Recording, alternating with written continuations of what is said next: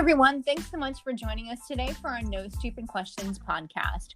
I'm Dr. Kim Bissell, the Southern Progress Endowed Professor in Magazine Journalism and the Associate Dean for Research in the College of Communication and Information Sciences, or CNIS, at the University of Alabama.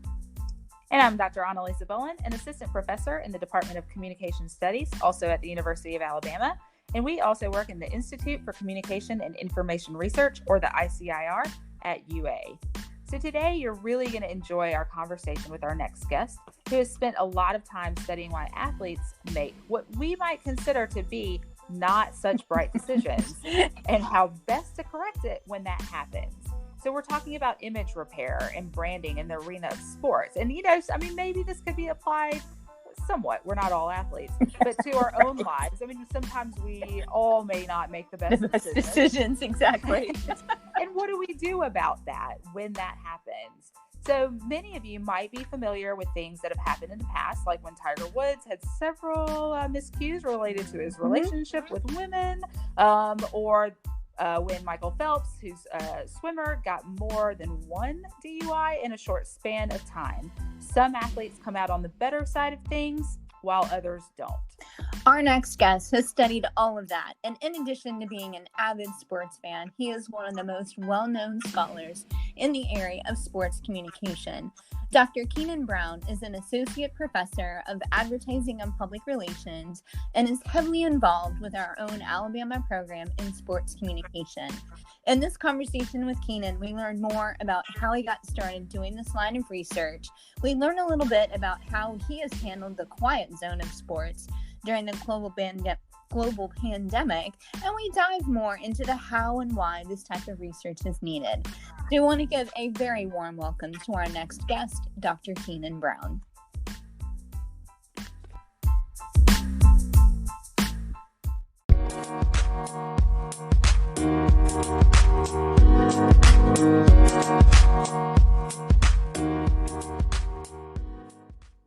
Thank you both for having me today. I'm excited. So before we get started talking about your research, I do have to ask, we've had all types of sports, from professional sports to little league sports, come to a halt for at least the last 3 months. And for fans, thank goodness for things like Bundesliga and the re-airing of the 2012 Wimbledon. How have you managed this world without as much sports going on? That is such a good question. And honestly, I'm not managing it well. Not just because... not just because a sports research, obviously, it has kind of stalled my work to a certain extent. And I think the best thing that has really come out of this, and I'm going to talk about it a little bit today, is it's really kind of opened my eyes to different directions and new avenues that I can take my research. So that is definitely a positive from it. But as you can imagine, it's hard to study sports when there aren't really sports going on, and then just the fan in me is struggling right now. This is crazy. Just I'm a huge NBA fan, and thankfully that the season's going to kick off again in a week from now. But just not having the finals this summer, and not really getting a chance to really pay attention to the NBA draft and just the weirdness of the NFL draft. And it's and really, I'm not even a huge baseball fan, but no baseball to really watch that you put on in the background if I'm bored. It's been weird. It really has.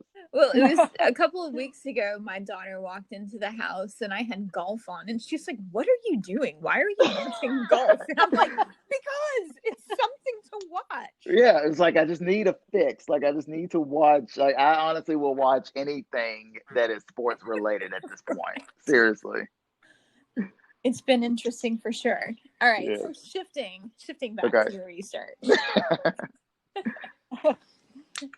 Can you give us? Go ahead, Annalisa. So can you give us an elevator pitch on your research? Yes. All right. So the one liner I always like to use when I'm describing my research is, okay, so if an athlete screws up, if they say something stupid, if they get arrested, anything that's controversial, illegal, whatever, I study what they need to do and what they need to say in order to really kind of focus on improving their image after the fact. So I do focus a lot on what's called reputation management and image repair. So just kind of looking at the statements that they put out, the things that they say on social media, their actions, and I look at how it impacts their perception among fans, among the audience members. So how much do they accept what the athlete is doing? How does that impact kind of their overall perception of the athlete? How does that affect, behavioral things like, okay, how much crap are they going to talk about the athlete based on the response that they give? Are they actually going to, cheer for the athlete, go to a game, purchase merchandise? And I really think that's the biggest impact of it, because um, a lot of what we do in strategic comm and PR, it's really hard to really quantify the bottom line. So I try to look at those behavioral outcomes, because those are really the outcomes that you really focus on the most. Like, how much word of mouth is going to be out there about us? How does this affect, purchasing habits, support, those sort of things. So that's when an athlete screws up, I like to study kind of what happens after that. So what's an example of an athlete that you studied who screwed up or said the wrong thing? And can you kind of walk us through that specific study? Yeah, so I'll actually talk about the first study that I did related to this, because I don't really think it was a screw up, so to speak, on his part. But the reason that I got into this kind of research is because of LeBron James and the decision. And this is actually perfect, because I want to say this might be the 10-year anniversary of the decision. I may be wrong on that, but I'm pretty sure it's been 10 years since the decision, which if for those who are listening, if you don't know what I'm talking about, this was LeBron's free agency, I'm pretty sure back in 2010, where he did an hour-long special on ESPN to announce where he was going. And the kicker to that was he used that hour to announce that he was leaving his hometown Cavaliers to go join the Miami Heat. So you can imagine that it was just a huge uproar around this. And the curious thing about it was he just never came out with an official statement or anything kind of reacting to the criticism. I mean, he really did for a while there just kind of let his play and the play of his team really kind of do the talking. And there are a lot of things that people don't really know about the decision, that it was actually used to raise money for the Boys and Girls Club. I mean, there was actually, there was no malice involved there. I mean, it wasn't that he was using this as an ego trip. There was really a good cause attached to it. But of course, I mean, he got drug in the media. He got, he had like a backlash against his hometown fans. I mean, so you can imagine just the uproar that it caused. And I remember just, watching this for months as it played out and say, okay, he hasn't said anything yet. Let's kind of guess what he would say in this instance. And let's test a few different statements and see what would have the most impact on improving his image right now. So we ran an experiment. I did it with two colleagues of mine, Josh Dickhouse and me along. They were a year above me in the doctoral program. So they were in the cohort a year before me. And we decided to conduct an experiment where we tested different messages just to see, depending on how much of a fan you were already of LeBron and of basketball, how that would impact your acceptance of his statement and how it would impact, the image of his. And what we found was, true to PR, if you love LeBron, you didn't really care what he said. If you hated LeBron, you didn't really care what he said. But there was that middle of the road where you're just kind of indifferent towards him. And we call it the crystallization of public opinion in PR. You don't really worry about what, I don't want to say worry about, but you don't focus as much on your hardcore fans. They're going to be there regardless. You don't really focus that much on your vocal critics, because they're going to be against you no matter what. You focus on those people that are very indifferent towards you and that can be swayed one way or another depending on the statement that you put out. And we found that his apology really had more of a sway with those people rather than the diehard fans or the critics. And the cool thing about it was, right after the paper was accepted, he actually came out and publicly apologized for it. Like he actually put out an official statement finally. I think this was like maybe in April of the following season, where he officially apologized to the Cavaliers organization and to the fans of Cleveland for leaving. Which I just thought was a cool twist on the whole thing. But that's the study that really kind of got me started on this path. So you mentioned, it was after your paper had already been accepted that he came out and made an apology. Mm-hmm. So how long does image repair take? Yeah, that's a really good question. And honestly, the easy answer to that is it takes as long as it takes for you to actually get it done. So it may take, a few days, it may be something you apologize for and it's just swept under the rug. It could take months, it could take years. I mean, it just really depends on the offensiveness of what you've done. It really depends on the uproar that it causes. It really depends on, just kind of how you handle it. And I think one of the things that I love to do with my research is to really kind of test different scenarios, test different, circumstances in a bubble, just to see how these different variables really kind of interact with each other. And the end game really isn't to, come up with this one size fits all. What I don't want to do is I don't want to come up with this chart that people just put up on a board and say, okay, so this athlete did this in this circumstance, so we need to do this. That's not really what the end game is here. It's really more, okay, based on these scenarios, here are some best practices that we came up with. Here are some suggestions, but obviously, this isn't a one size fits all thing. So you've talked a little bit about these fans that either love an athlete or hate an athlete or aren't a fan of a specific athlete. We've known that athletes have been used as spokespeople going back to the Wheaties box and even possibly further back. And athletes are now stepping forward and taking a stand on Black Lives Matter or becoming a spokesperson for public health and telling us all to wear a mask or a facial covering. Can you talk a little bit about the space that we're in right now and how influential, if at all, athletes can be? Yes. All right. So the quick answer to that is athletes are probably one of the most influential sets of people right now in terms of social activism, environmental activism, and so forth. I mean, just because they're celebrities. I mean, they're vocal, their presence is out there.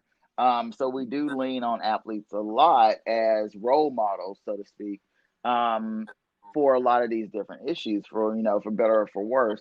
But one of the cool things that I think, in terms of my research, that has really grown out of this and just kind of observing what's going on is watching this intersection between sports and politics. And I think now more than ever, you're starting to see politics really mirror the sports world. I mean, you have these two teams, so to speak, battling it out. And no matter what one team does, whether it's right or wrong, the opposing team's going to pounce on it no matter what. Whereas the fans of the home team or the fans of the team in question are going to support them no matter what. And I think you're starting to see the dichotomy in politics so much more now during the age of Trump, and just kind of seeing those two teams, battle it out. And it just mimics a sporting event. Whether that's a good thing or a bad thing, I'm not gonna weigh in on that.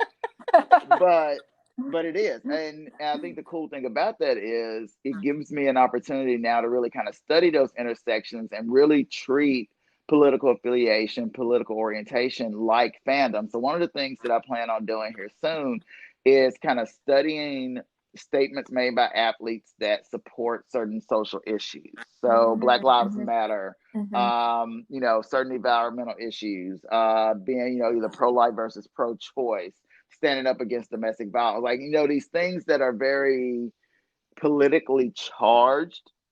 And what I want to see is which aspect of this is stronger.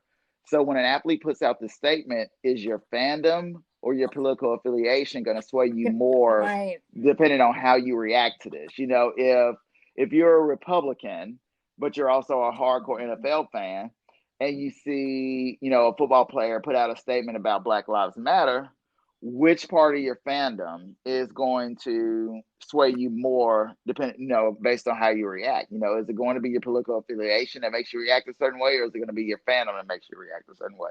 And obviously, there's going to be an intersection of both, but I'm really interested in, depending on the type of statement, which aspect is stronger in that situation. Mm-hmm. Yeah, that's really interesting. So when we look at the athletes, I know there have been some pro athletes that have tested positive, and I forget the athlete where his whole family contracted COVID. If they're going public and saying, we need to wear a mask, like in order to protect others, this is what you need to do. Do you feel that in that specific area of public health that athletes can make a difference? Yeah, yes, I do. So I really do think that, one of the best things to happen for Alabama is for Nick Saban to actually come out and say, you know what, folks, wear a mask. Mm-hmm. If you want football, wear a mask. And I mean, I think that was honestly more powerful for the state than Governor Kay Ivey standing up at any point saying wear a mask, just because of who Nick Saban is, what he means to the state, what Alabama football means to the state. I really think that is more impactful than any government official that comes out and says it. The downside to this is, why is this public health concern? Why is this, scientifically, supported notion of wearing a mask to kind of mitigate this, spread of COVID?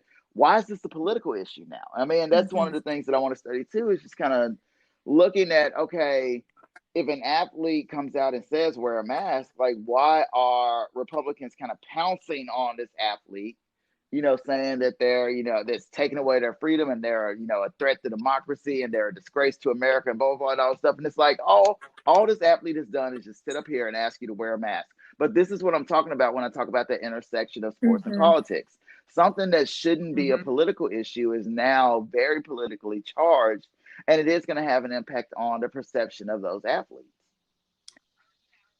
Yeah, I was going to ask. So do you think, we'll go back to Nick Saban, Roll Tide. Do you think that he is going to have to engage in any image repair strategies after coming out and wearing a mask and saying to wear a mask? No. And this kind of goes to, I guess, one of the central findings of my research. It's almost universally accepted now that if you screw up, you apologize. Like, if you do something, even if it's not really your fault, you're just perceived to be in trouble, the go-to is for you to apologize. Like, you just need to apologize, and just, that's it. And what my research has really shown is that not only are apologies not necessarily the best solution in some circumstances, but it can also be a detriment to you in some circumstances, because apologizing could show that you're kind of backtracking from the stance that you took.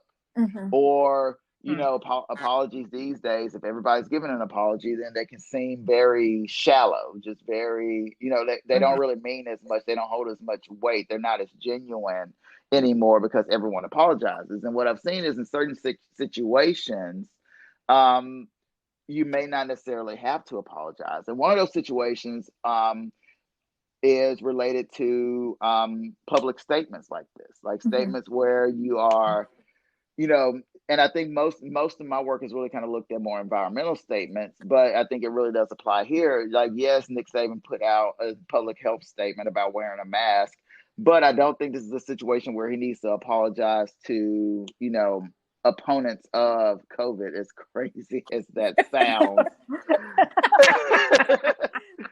for saying that this virus is real and you need to wear a mask.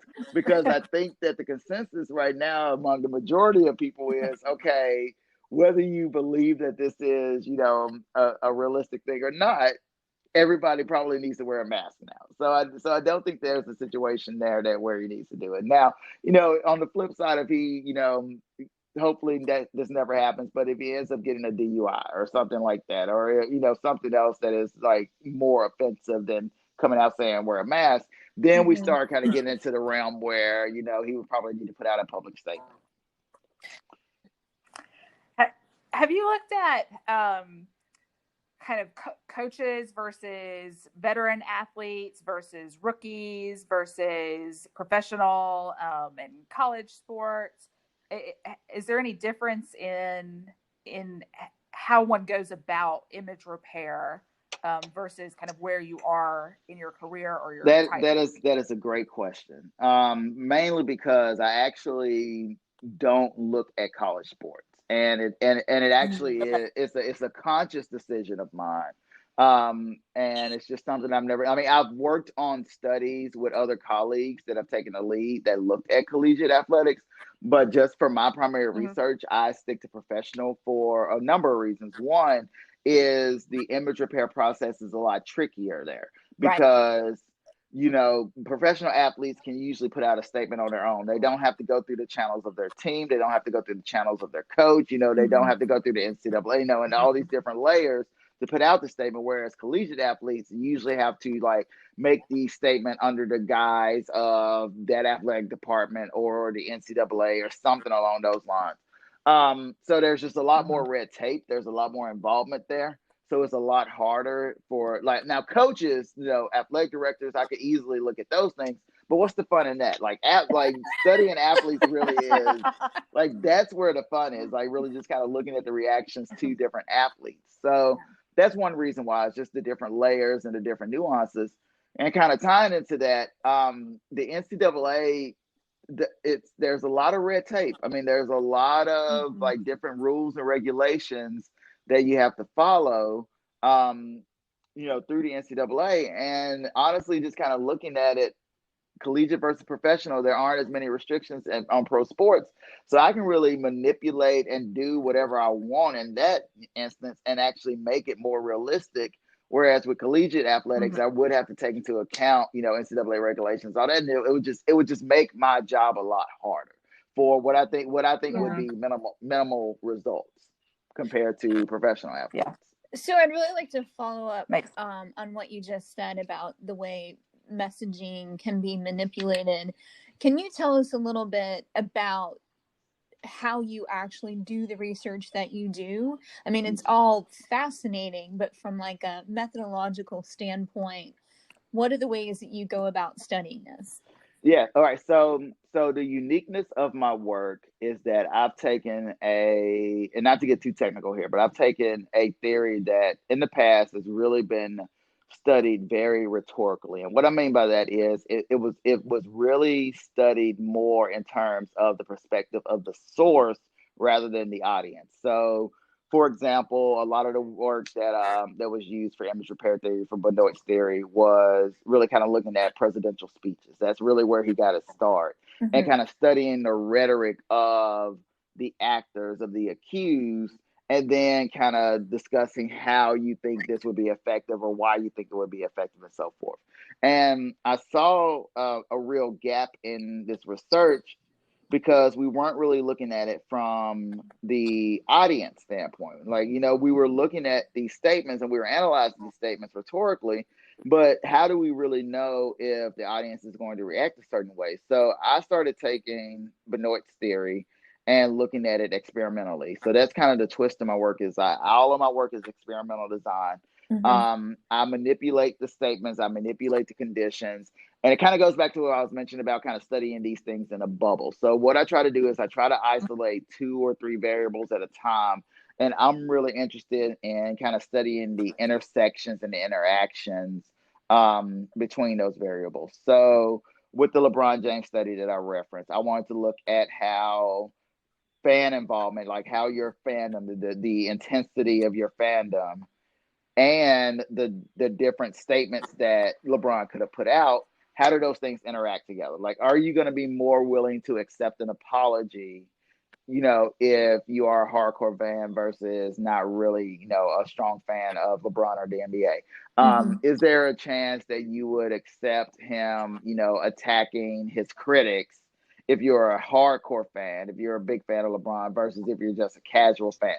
And that's where I think the interesting aspects of the studies kind of come into play, is just really kind of looking at how different variables are going to impact how people accept those statements.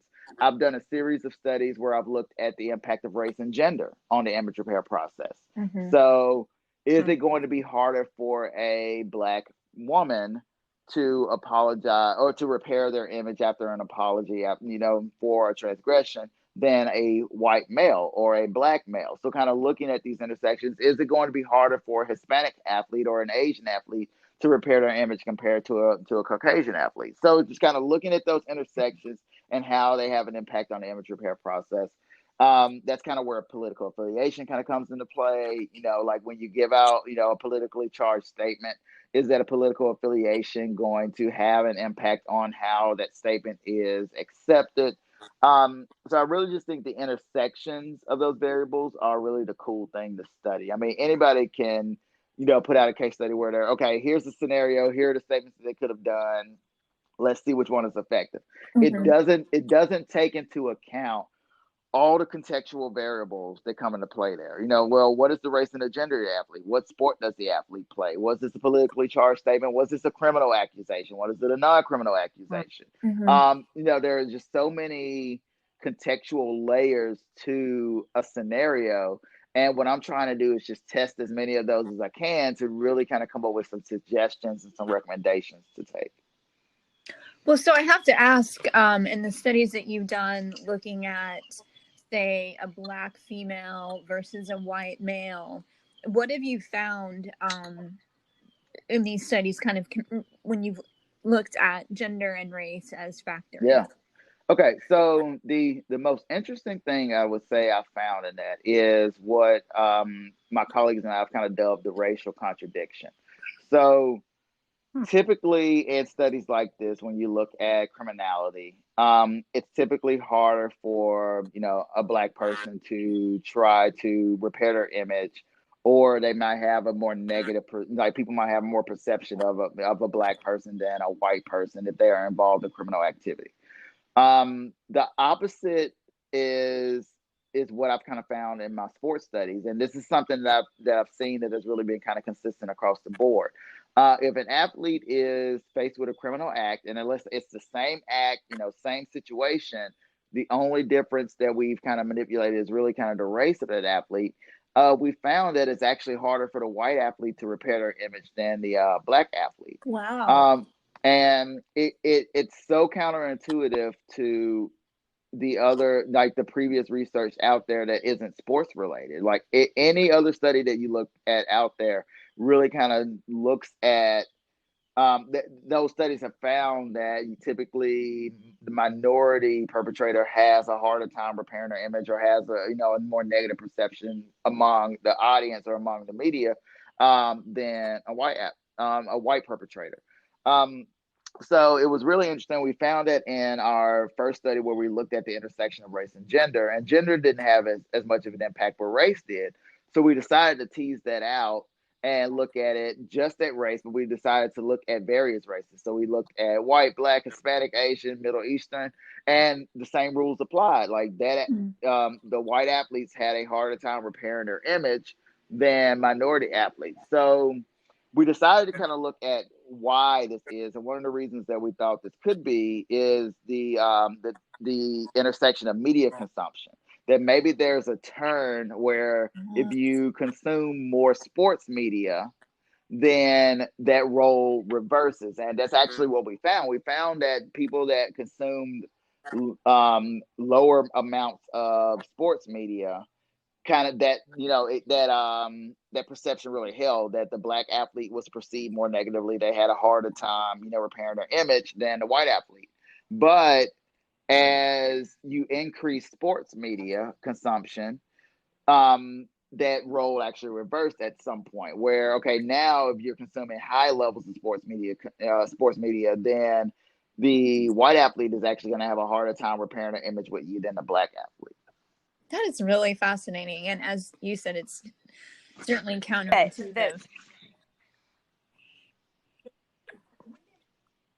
Yeah, and I think one thing that comes out, and I think is cool, Keenan, is this what you're the way you're talking about this, and that research sometimes gets a bad reputation for being Yeah. boring, or No, I don't know, absolutely. time Yes. consuming and Yeah. doesn't produce anything. But it's fun, and it's fun to kind of critically think about what could explain something.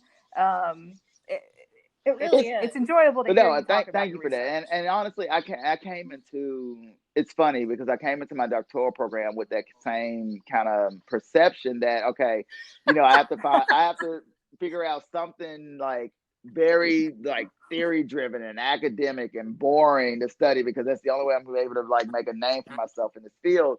And I remember actually sitting down with the director of the program at the time, Jennings Bryan, because I was in a rut at that point trying to figure out exactly what I wanted to study. And his I remember his question was like, okay, so outside of academia, outside of school, what do you like to do? It's like, well, look, I'm a huge sports fan.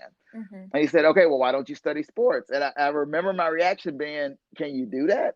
Because I just did. Because I just never really knew at that point. Up to that point, I never really knew that sports was a field that I could actually study, that sports communication was a field that I could actually study. And just the more that I dug into it and the more that I found out about Kim's work and about Andy Billings's work and about a lot of the other colleagues that we have, and just kind of the things that they've done in terms of race and gender with athletes, in terms of the Olympics and things like that. I mean, it just really kind of opened me up to an entirely new avenue of research that I didn't really know was there. And it's made research a lot more fun for me, Mm-hmm. because I'm actually studying something that I'm really interested in. And because of that, I can be more passionate about it. I can talk about it a lot easier. So it makes my job a lot more fun, being able to study something that I've enjoyed for, the majority of my life. Well, as we Yeah. wrap this up, always want to throw in a fun question, although everything you've talked about, sports, is certainly fun. As academics, we have the good fortune of being able to travel to different countries or different cities around the United States to present our research at conferences or to be a keynote speaker somewhere. What's one of the favorite places you've either visited in the past, or a place that you're really looking forward to going? So, all right. So, I mean, it's not that exciting, but The honestly, preface. The I preface. mean, it's exciting. It's exciting to me because it's one of my favorite cities. But one of the things that I look forward to every single year is going to the Broadcast Education Association's conference in Vegas. They have a sports division, and going there and presenting my work to other sports researchers. And the difference, I mean, first of all, it's Vegas. Like I love Vegas. It's like my playground. Like I absolutely just love going to Vegas every year. So that's part of it. But from a work standpoint, that's where I've always had the most enlightening, the most engaging, the most casual, like not as stuffy conversations about my work, because I mean, it's Vegas. It kind of gives off that very casual vibe, and everybody that's in those presentations. I mean, it's yeah, you give the presentations, but then after that, it just becomes just really just a roundtable discussion with everybody that's involved, and you find out new ideas, you get new perspectives on things.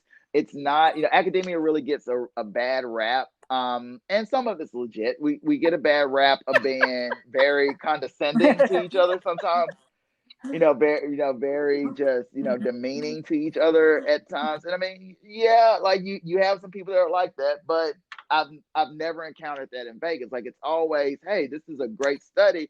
Have you thought about this? Or, this is a unique perspective. Like I'm gonna use this in my research. Can you talk to me a little more about this? And it just becomes just a meeting of the mind, so to speak, that I just really look forward to when I go. So I mean, I really think if you get involved in sports research, look into the sports division of BA. And I mean, I'm not a broadcast person. Like I'm not, I have a journalism degree, but I'm not a journalist by trade.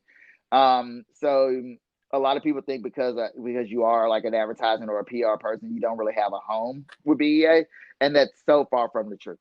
Because a lot of what we do really depends on the media. And I do think that's part of the reason why I love that conference is that they could not accept me because I am a PR person, but I've been embraced more at BEA than a lot of other conferences, and my work has been embraced at BEA more than a lot of other conferences.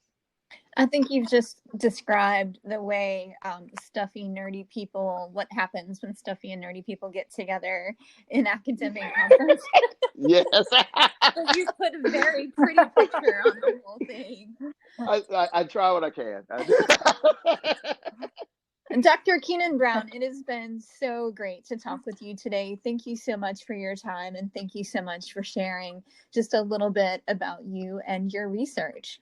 Absolutely. Thanks for having me. I really enjoyed this. Anybody that's listening to this, if you want to talk more about sports, about my research, just anything, like Kim said at the beginning, I mean, I'm always looking to work with students, and not just like collaborate with graduate students, but other faculty members, anybody. My email address is brown@apr.ua.edu. Shoot me an email, even if it's just to pick my brain, even if you just want to talk about sports or the lack thereof right now. I'm always happy to chat. Excellent. Thank you so Absolutely. much, Keenan. Bye. Not a problem. Thanks for having me.